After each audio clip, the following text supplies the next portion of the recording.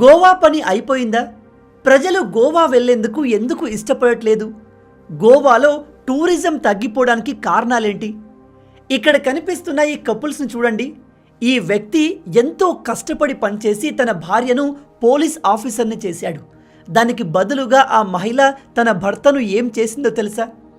మనం ఉపయోగించే gas సిలిండర్లకు expiry date ఉంటుందా? ఉంటే దాన్ని ఎలా తెలుసుకోవాలి? మనం ప్రజెంట్ మార్కెట్లో కొనే పసుపులో ఎన్ని రకాల కెమికల్స్ ఉన్నాయో తెలుసా? ఇలాంటి పసుపును మనం ఉపయోగిస్తే ఎటువంటి ఆరోగ్య సమస్యలు వస్తాయో తెలుసా? చైనా ప్రజలు మన ఇండియా గురించి ఏమని అని ఎలా ఆలోచిస్తారో తెలుసా? కేవలం ఇంతే కాదు, ఇలాంటి టాప్ 10 ఇంట్రెస్టింగ్ ఫ్యాక్ట్స్ని మనం ఈరోజు ఈ వీడియోలో డీటెయిల్గా తెలుసుకోబోతున్నాం.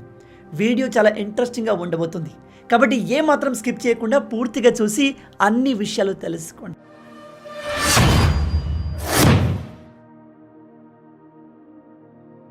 రెండు 2024 అయిపోయింది.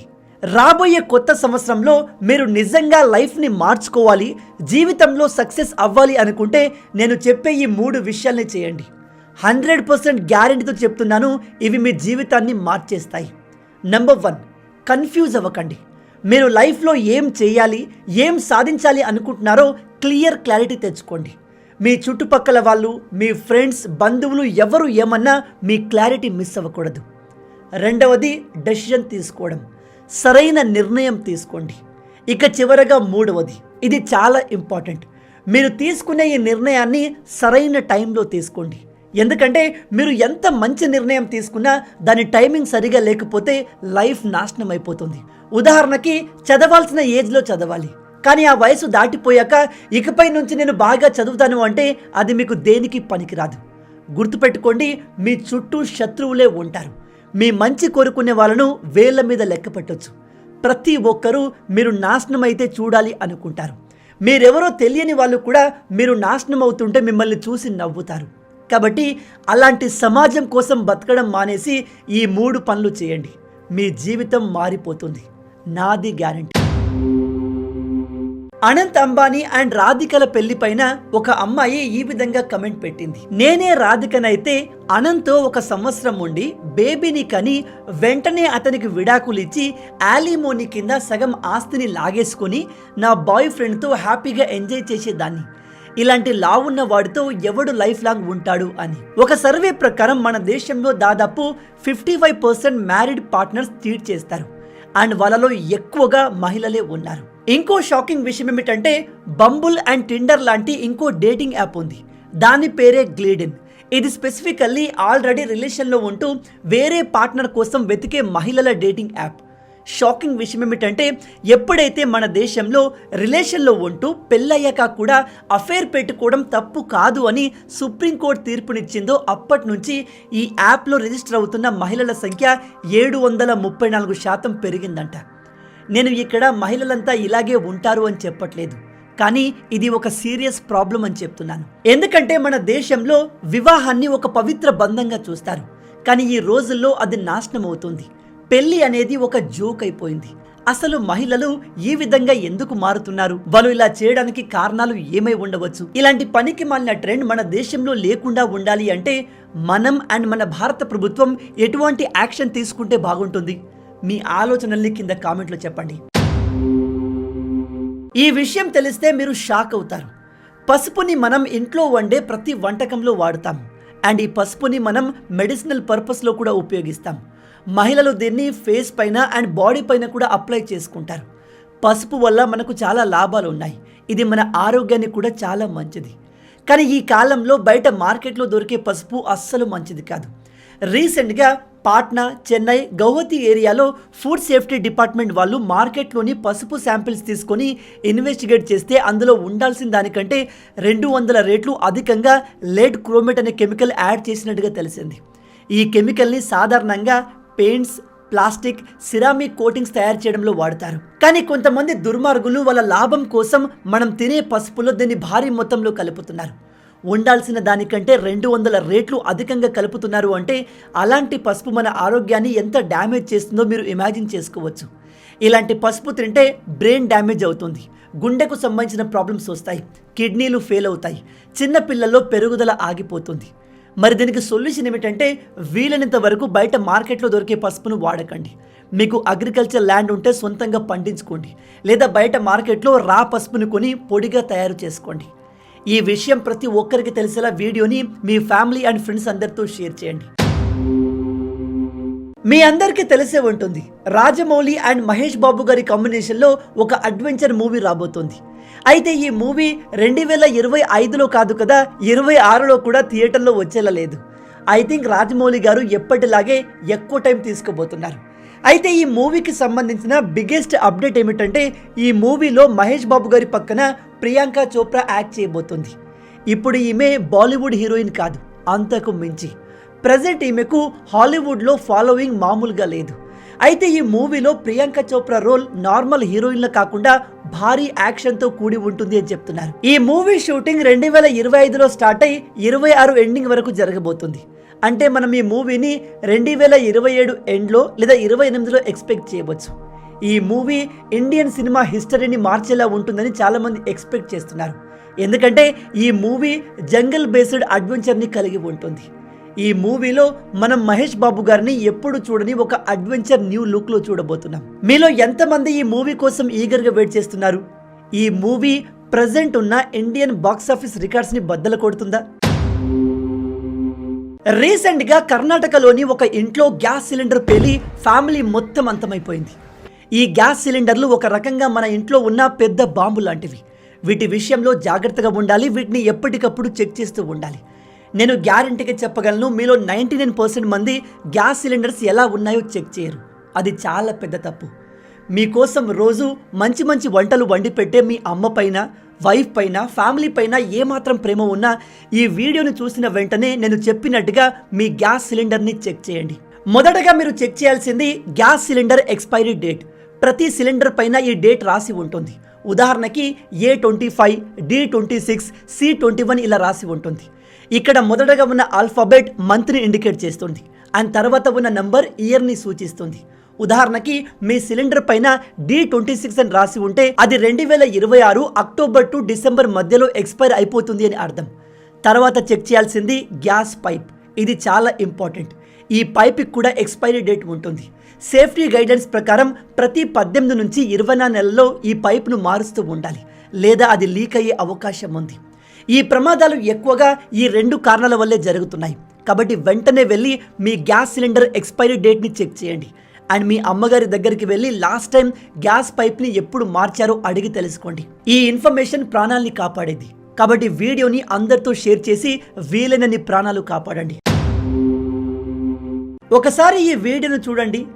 ఈ వ్యక్తి విన్నింగ్ లైన్కి ఆల్మోస్ట్ దగ్గరికి వచ్చేశాడు. కొన్ని సెకండ్లలో గెలవబోతున్నాను అనుకున్నాడు. దాంతో ఓవర్ కాన్ఫిడెన్స్కి పోయి గెలవక ముందే సెలబ్రేట్ చేయడం మొదలుపెట్టాడు. కానీ అప్పుడే వెనక నుంచి మరో వ్యక్తి బుల్లెట్ వేగంతో వచ్చి ఇతని కంటే సెకండ్ ముందు విన్నింగ్ లైన్ని దాటేశాడు. గుర్తుపెట్టుకోండి, మనలో కాన్ఫిడెన్స్ ఉండాలి, కానీ ఓవర్ కాన్ఫిడెన్స్ పనికిరాదు. అండ్ మీరు 100% గెలిచారు అని కన్ఫర్మ్ అయ్యే వరకు సెలబ్రేట్ చేయకండి. ఎందుకంటే మనం ఉన్న కాంపిటీషన్లు, అది బిజినెస్ కావచ్చు, జాబ్ కావచ్చు, ఇతర ఏ ఫీల్డ్లో అయినా కావచ్చు, మనల్ని ఓడించడానికి ఖచ్చితంగా ఎవరో ఒకరు 100% ట్రై చేస్తూ ఉంటారు. అలాంటి వాళ్ళను గెలిచాకే ఈ ప్రపంచానికి మీ సక్సెస్ గురించి, మీ విజయం గురించి తెలియచేయండి. అంతేకాని ఎర్లీ సెలబ్రేషన్కి వెళ్ళకండి. అలా వెళ్తే ఓటమి తప్పదు.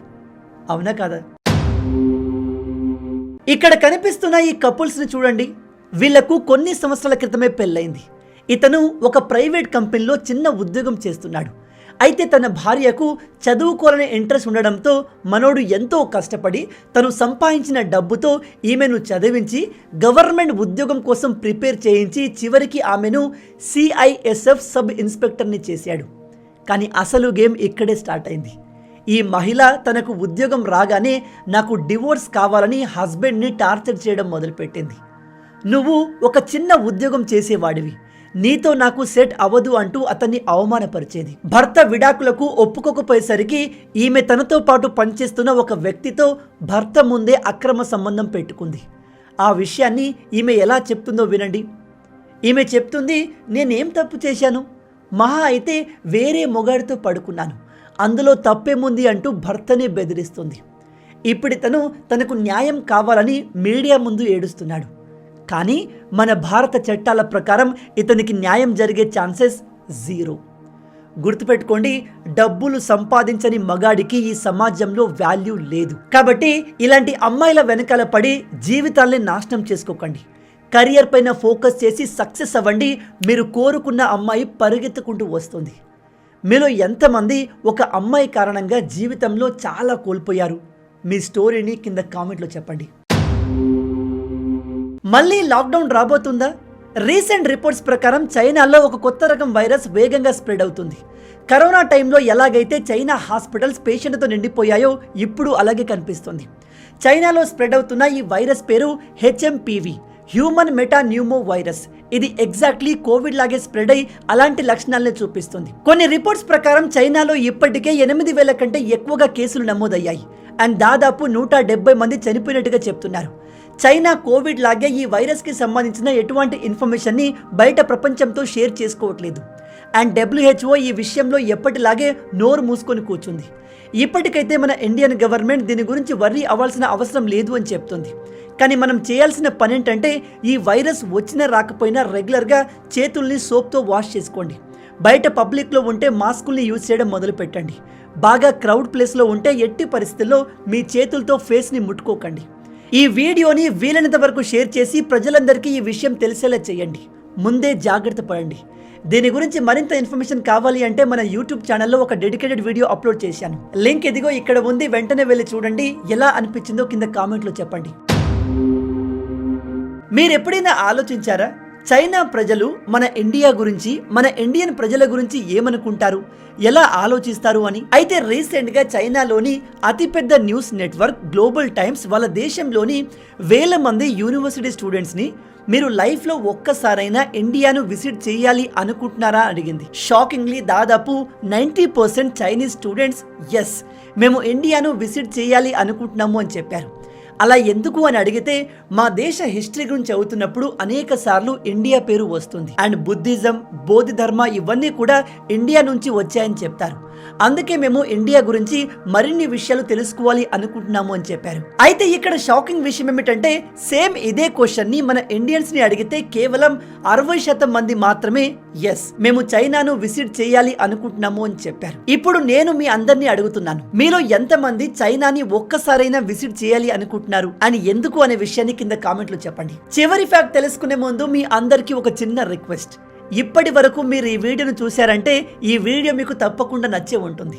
నచ్చితే అలా ఊరికే చూసి వెళ్ళిపోకుండా వీడియోని లైక్ చేయండి.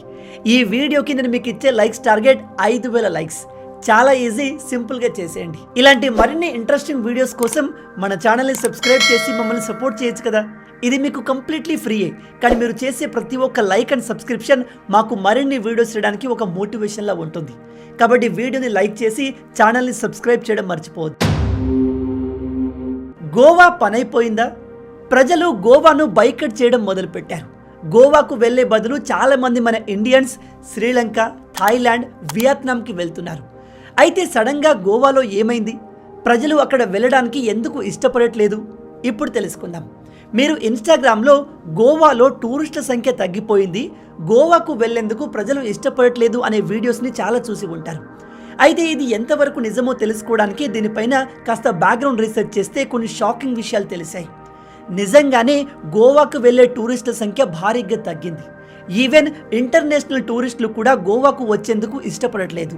ఉదాహరణకి 2019 సమయంలో దాదాపు 9.5 లక్షల మంది ఇంటర్నేషనల్ టూరిస్టులు గోవాకి వచ్చారు. ఈ నంబర్ 2023లో 4 లక్షలు అయింది. అంటే 60% టూరిస్టుల సంఖ్య పడిపోయింది. మన లోకల్ టూరిస్టులు కూడా గోవా వెళ్లేందుకు ఇష్టపడట్లేదు. గోవాకి బదులుగా ఎక్కువగా థాయిలాండ్, శ్రీలంక, వియత్నాం వెళ్ళిపోతున్నారు. నిజానికి గోవా ప్రభుత్వానికి అక్కడి టూరిజం నుంచి భారీ మొత్తంలో ప్రాఫిట్స్ వస్తాయి. ఉదాహరణకి గోవా జీడిపిలో 18% ఫండ్స్ టూరిజం నుంచే వస్తాయి. అండ్ ఈ రాష్ట్రంలో 35% జాబ్లు ఈ టూరిజం పైన డిపెండ్ అయి ఉన్నాయి. అయినా కూడా అక్కడి ప్రభుత్వం టూరిస్టులను కాపాడడానికి, వాళ్ళ ఎక్స్పీరియన్స్ని బెటర్ చేయడానికి ఎటువంటి ప్రయత్నాలు చేయట్లేదు. అయితే గోవాలో టూరిజం తగ్గడానికి కొన్ని మేజర్ కారణాలు ఉన్నాయి. అందులో మొదటిది over development or unplanned development. నిజానికి గోవా చాలా చిన్న ప్రాంతం. కానీ అక్కడికి వచ్చే టూరిస్టుల సంఖ్య విపరీతంగా పెరిగింది. దాంతో అక్కడి ప్రభుత్వం కావచ్చు, ప్రైవేట్ వ్యక్తులు కావచ్చు, ఇష్టం వచ్చినట్టుగా ప్రాపర్టీస్ని డెవలప్ చేయడం మొదలుపెట్టారు. దాంతో అక్కడి ప్రకృతి దెబ్బతింది. అండ్ అక్కడ ఉండాల్సిన దానికంటే ఎక్కువగా క్రౌడ్ వస్తున్నారు. ఆ క్రౌడ్ని గోవా హ్యాండిల్ చేయలేకపోయింది. దాంతో ఇప్పుడు టూరిస్టుల సంఖ్య విపరీతంగా పడిపోయింది. రెండవ కారణం రైజింగ్ కాస్ట్. గోవాలో రేట్లు విపరీతంగా ఉంటాయి. గోవాలో ఒక నార్మల్ హోటల్లో 1 నైట్ స్టే చేయడానికి మినిమం 7,000 రూపాయలు ఖర్చు అవుతుంది. దీన్ని మనం వేరే దేశాలతో కంపేర్ చేస్తే, ఉదాహరణకి థాయిలాండ్లో హోటల్ స్టార్టింగ్ కాస్ట్ 2,000 నుంచి మొదలవుతుంది, ఇంకా తక్కువ కూడా ఉండవచ్చు. వియత్నాంలో కూడా సేమ్ 2,000 నుంచి 3,000 లోపే ఉంటాయి. కానీ మన గోవాలో అంత హై ప్రైజెస్ అక్కడ ఉండవు. దాంతో ప్రజలంతా ఆ దేశాలకు షిఫ్ట్ అయిపోతున్నారు. ఇక మూడవ కారణం గోవాలో ఉన్న టాక్సీ మాఫియా. గోవాలో మీరు ఒక ప్రాంతం నుంచి ఇంకో ప్రాంతానికి వెళ్ళాలంటే టాక్సీ తీసుకోవాలి. అండ్ ఈ టాక్సీ రేట్లు విపరీతంగా ఉంటాయి. మీరు చెప్తే నమ్మరు, మన హైదరాబాద్ నుంచి గోవాకి ఫ్లైట్ కాస్ట్ ఎంతైతే ఉంటుందో, ఎయిర్పోర్ట్ నుంచి హోటల్ వెళ్లేందుకు గోవా టాక్సీలు అంతే డబ్బులు అడుగుతారు. అడగడమే కాదు, వాళ్ళు రూడ్గా బిహేవ్ చేస్తారు. గోవాలో ఉన్న ఈ టాక్సీ మాఫియా గురించి చాలా కంప్లైంట్స్ ఉన్నాయి. షాకింగ్ విషయం ఏమిటంటే, ఈ టాక్సీ మాఫియా గోవాలో ఊబర్, ఓలా లాంటి కంపెనీలకు పర్మిషన్ ఇవ్వలేదు. అక్కడి గవర్నమెంట్ కూడా ఈ విషయంలో పెద్దగా ఇంట్రెస్ట్ చూపట్లేదు. ఇక చివరగా నాలుగవ రీజన్ గోవాలో జరుగుతున్న క్రైమ్స్ అండ్ అక్కడ ఆపరేట్ అవుతున్న స్కామ్ గ్యాంగ్స్. మీరు మీ చుట్టుపక్కల గోవాకు వెళ్ళిన ఎవరినైనా అడగండి, వాళ్ళు ఖచ్చితంగా ఎవరో ఒక స్కామర్ని లేదా స్కామ్ చేసే గ్యాంగ్ని కలిసే ఉంటారు, లేదా వాళ్ళతో బ్యాడ్ ఎక్స్పీరియన్స్ జరిగి ఉంటుంది. మీరు చెప్తే నమ్మరు, మీ సైడ్ నుంచి ఎటువంటి మిస్టేక్ లేకున్నా మీ దగ్గరకు వచ్చి అనవసరంగా గొడవ పడే వాళ్ళు గోవాలో చాలామంది ఉంటారు. ఇలాంటి ఎక్స్పీరియన్స్ నాకు తెలిసిన చాలా మందితో జరిగింది. రీసెంట్గా మనం ఒక తెలుగు అబ్బాయిని గోవాలోని రెస్టారెంట్ వాళ్ళు గొడవ పడి కొట్టి చంపేసిన న్యూస్ని కూడా మీరు వినే ఉంటారు. ఇలా మొత్తంగా గోవాలో లా అండ్ ఆర్డర్ సరిగా ఉండకపోవడం, అక్కడి ప్రభుత్వం ఈ టాక్సీ మాఫియాను, హై ప్రైజెస్ని కంట్రోల్ చేయకపోవడంతో గోవాకు వెళ్లే ప్రజల సంఖ్య తగ్గిపోయింది. ఫారెన్ టూరిస్టుల సంఖ్య కూడా భారీగా తగ్గిపోయింది. ఈవెన్ మన లోకల్ టూరిస్టులు కూడా అక్కడికి వెళ్లేందుకు ఇష్టపడట్లేదు. రీసెంట్ టైంలో మీలో ఎవరైనా గోవాకు వెళ్ళారా? వెళ్తే ఈ డిఫరెన్స్ని మీరు అక్కడ గమనించారా? గోవాలో మీతో ఎప్పుడైనా బ్యాడ్ ఎక్స్పీరియన్స్ జరిగిందా? మీ ఆలోచనల్ని, ఎక్స్పీరియన్స్ని కింద కామెంట్లో మాతో షేర్ చేసుకోండి. సో గైస్, విన్నారు కదా, మొత్తంగా ఇవి ఈ వీడియోకి సంబంధించిన టాప్ 10 ఇంట్రెస్టింగ్ ఫ్యాక్ట్స్. మనం ఇప్పటి వరకు డిస్కస్ చేసిన ఫ్యాక్ట్స్లో ఏ ఫ్యాక్ట్ మీకు బాగా నచ్చిందో కింద కామెంట్లో చెప్పండి. రాబోయే వీడియోలో మరిన్ని ఇంట్రెస్టింగ్ ఫ్యాక్ట్స్తో మళ్ళీ కలుద్దాం. అంటిల్ దెన్, జై హింద్.